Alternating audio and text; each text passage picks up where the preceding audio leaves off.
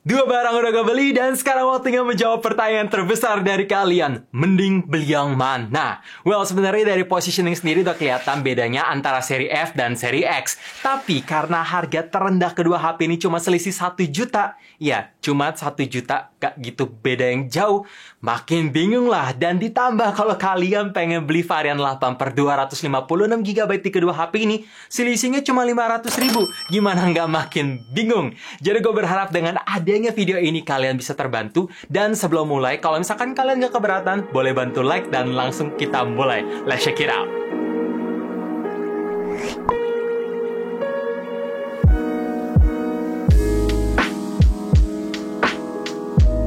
Kita bahas dari performa dulu karena ini nilai jualnya si Poco. Snapdragon 778G versus Snapdragon 7 Plus Gen 2. Kedua HP ini memang punya performa yang cepat, tapi karena si Poco F5 menggunakan chipset paling baru, ini kencengnya nggak ada obat. Ya, menggunakan sistem arsitektur dari chipset Snapdragon 8 terbaru juga. Jadi ketika gua ngetes Antutu, angkanya aja udah berbeda cukup signifikan.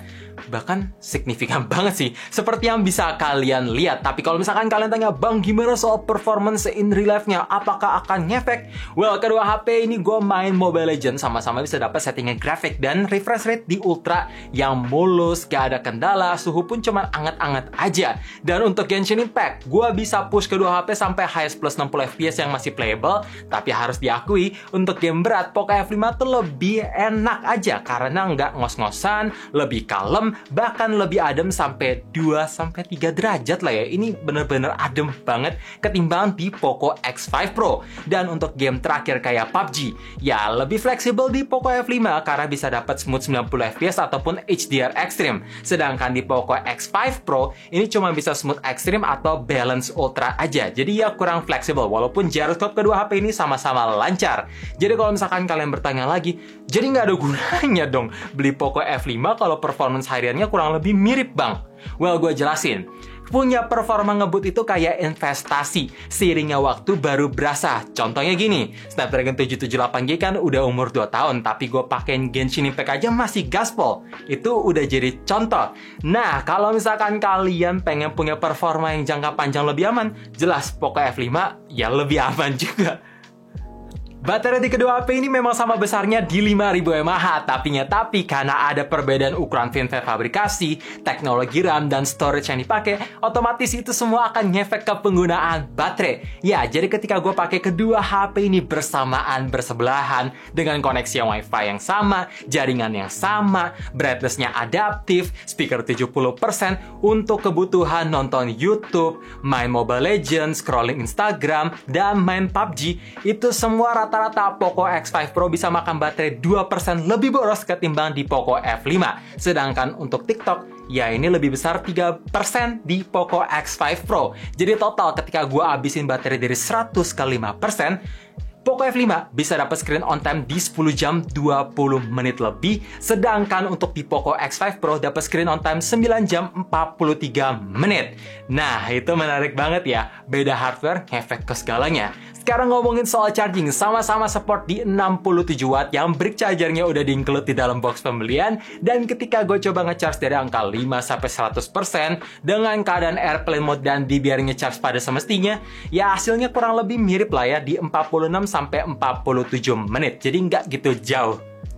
Performa emang penting, tapi gue tahu kebanyakan orang Indonesia beli smartphone juga mementingkan hasil kamera. Jadi 108 megapiksel versus 64 megapiksel, mana yang lebih bagus? Mungkin kalian akan berpikir, wah Poco F5 kalah bang, resolusinya aja jauh lebih rendah. Tapi gue mesti kasih tahu ke kalian, resolusi tinggi belum tentu hasil foto bisa lebih tajam dan lebih bagus. Sekaligus juga untuk resolusi rendah, belum tentu hasil fotonya jadi burik. Well, ketika gue foto-foto di kondisi daylight, menurut gue, surprisingly dalam segi detail Poco F5 lebih tajam karena extra software sharpening-nya nggak gitu berasa. Jadi ketika di zoom in lebih tajam, detailnya lebih rapat dengan dynamic range yang lebih ngangkat, warna yang lebih kalem. Tapi kalau misalkan kalian pengen cari warna yang lebih menarik, Poco X5 Pro tuh terlihat lebih bagus karena saturasinya agak naik sedikit dengan highlight yang lebih bagus. Sedangkan untuk hasil foto di kondisi low light ini agak berbalik fakta. Iya, ketika cahayanya kurang banget di Poco F5 struggle dalam segi detailnya nggak tajam sama sekali,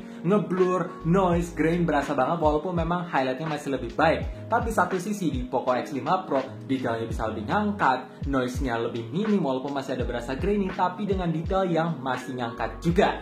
Nah, ketika gue nyalain fitur Night Mode, barulah Poco F5 bisa ngangkat detail, kontras yang bagus tanpa merubah warna yang jadi lebay gimana ketimbang di Poco X5 Pro yang terlihat lebih saturated, lebih over contrast. Jadi overall, untuk Night Mode gue lebih prefer di Poco F5, sedangkan untuk mode auto gue lebih prefer di Poco X5 Pro.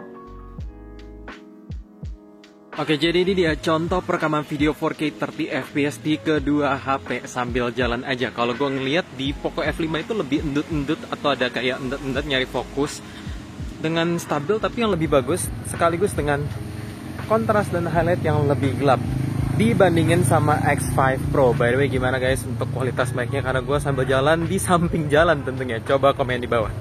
Dan ini adalah contoh video 1080p 30 fps. Kalau gue ngeliat dalam segi skin tone keduanya sama-sama pucat, sekaligus dengan background yang nggak gitu kelihatan highlightnya. Walaupun ya daun-daun pohon di belakang kelihatan.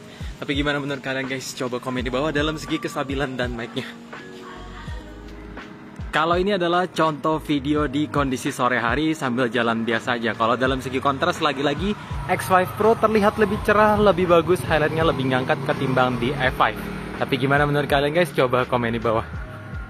Oh ya, yang nggak ketinggalan ini adalah contoh Instastory langsung direct. Kalau gue ngeliat dari viewfinder aneh ya, di F5 bisa lebih stabil, lebih bagus. Dan ketika di zoom in tuh kelihatan lebih bagus. Walaupun ya keduanya sama-sama nggak gitu jitter dan nggak nge-lag sih.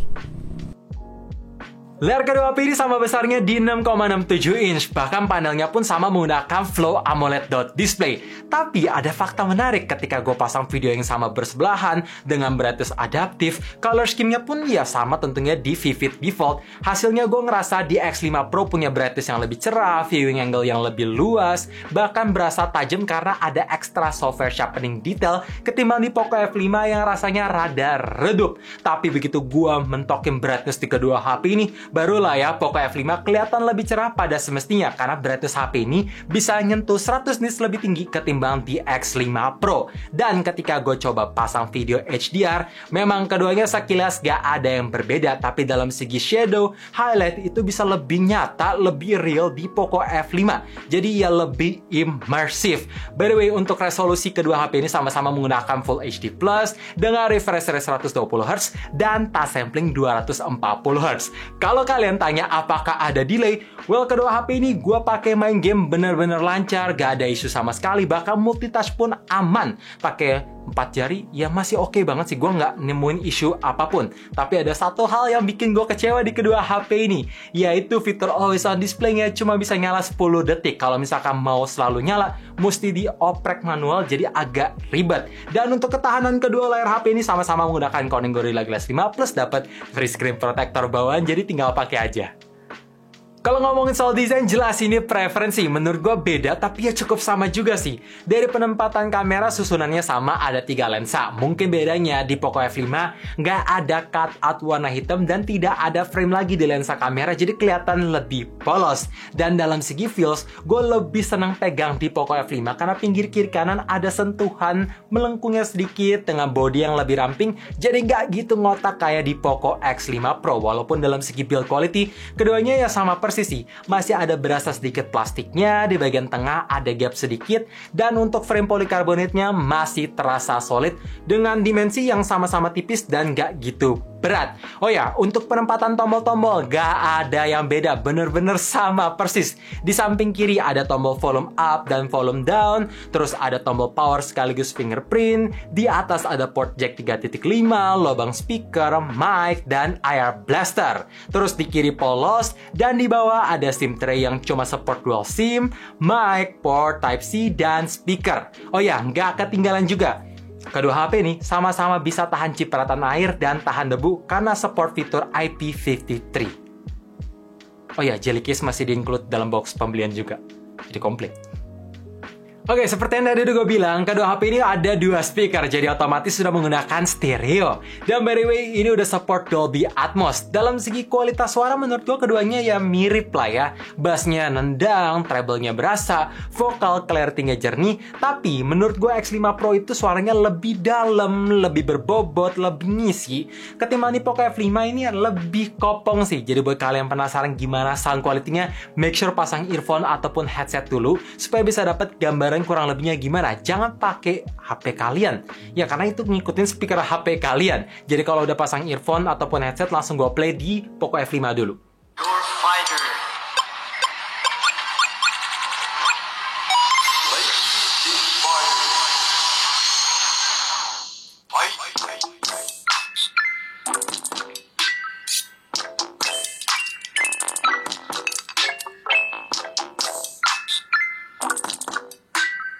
Dan sekarang Poco X5 Pro.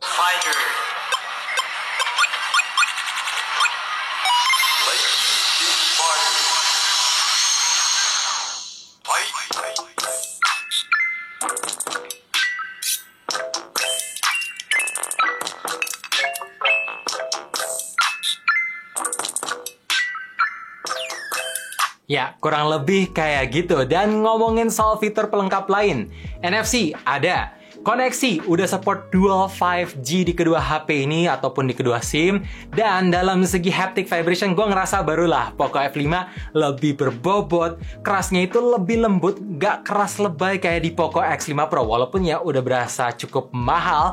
Dan dalam segi teknologi fingerprint, sama-sama nyatu sama tombol power dengan performa yang sama cepatnya juga. Walaupun di Indonesia Poco X5 Pro launchingnya barengan sama Poco F5, tapi dalam segi sistem Androidnya beda.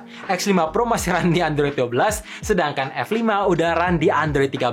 Walaupun ya, user interface-nya sama-sama menggunakan MIUI 14 for Poco, jadi tidak ada bedanya. Bahkan kalau misalkan kalian buka aplikasi bawaan, ya tentunya masih ada iklan. Tapi selama kalian jarang buka aplikasi bawaan, ya jarang juga ketemu iklannya. Dan kalau misalkan kalian tanya, Bang, gimana soal sistem kestabilan UI? Ya sama-sama mulus. Dan by the way, gue beli varian kedua HP ini berbeda. Untuk X5 Pro di 6/128GB, sedangkan di F5 12/256GB. Ini berhubung gue iseng, disclaimer, iseng, gue pengen speed test buka 3 aplikasi dan 2 game. Pengen ngetesin Alpi DDR4X versus Alpi DDR5. Apakah beneran se-efficient itu? Mungkin buat kalian bilang, Bang, itu kan nggak adil, beda varian. Ya justru karena nggak adil, makanya gue nggak buka aplikasi sebanyak biasanya. Ya biasanya gue buka 12 aplikasi plus 3 game. Jadi ini diturunin sesuai kapasitas mentoknya. Enjoy!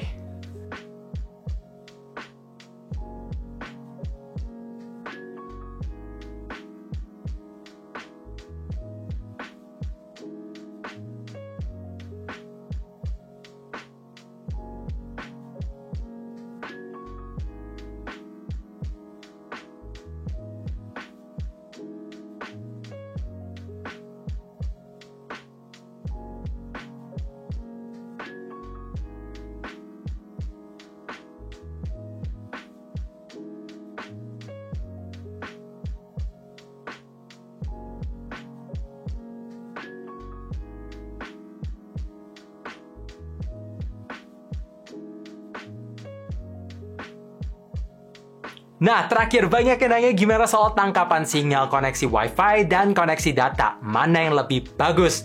Pertama-tama gue mesti disclaimer dulu. Kalau misalkan beda lokasi, beda kota, beda daerah, beda jaringan, beda provider, dan beda tower BTS, otomatis itu semua akan ngefek ke hasilnya. Tapi kebetulan untuk koneksi data, gue ngetes sama-sama di provider Indosat. Jadi langsung aja gue speed test. Nanti gue akan tampilin screen recordnya juga biar kelihatan lebih jelas. Mana yang lebih cepet? Ini sama ya guys, bersebelahan. Tapi di X5 Pro itu ada VO LTE-nya, sedangkan di F5 entah mesti dinyalain manual atau memang nggak ada. Tapi ya, kita lihat dulu hasilnya gimana.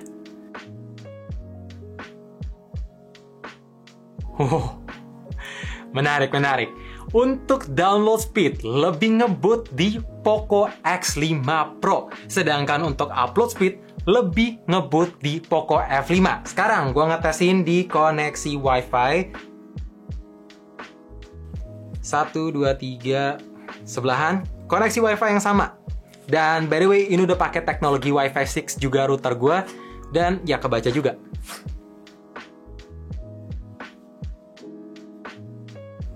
Entah kenapa download speed di Poco F5 tuh lebih cepat selesai ketimbang di X5 Pro. Ya, ini hasilnya beda ya. Coba gue sekali lagi ulang ya, karena penasaran.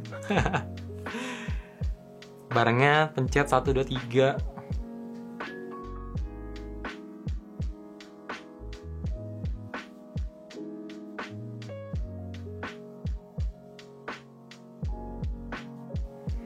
Oke, untuk hasil akhir dalam segi download speed, F5 lebih ngebut, tapi untuk upload speed lebih ngebut di Poco X5 Pro.